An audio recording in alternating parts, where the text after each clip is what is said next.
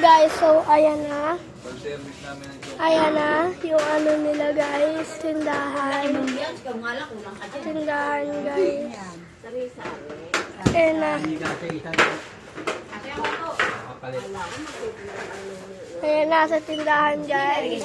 Ayan na piatos guys, meron yan. Kahit ano gusto nyo, meron yan guys.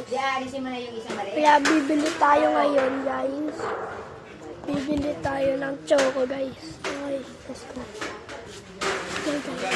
Yes, me po. Pabili nga ng choco. Ayan na guys, choco. Wow, binablog pa.